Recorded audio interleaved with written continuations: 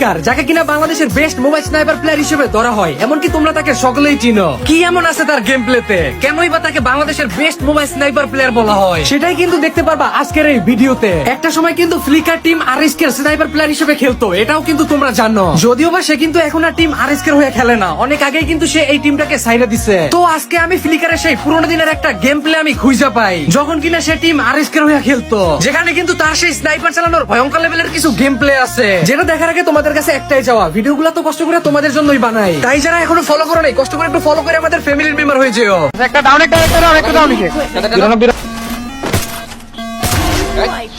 বামে থেকে পেছনে দেখেন, বামে থেকে পেছনে টাকা দিয়ে দেখেন 65 এটাকে 63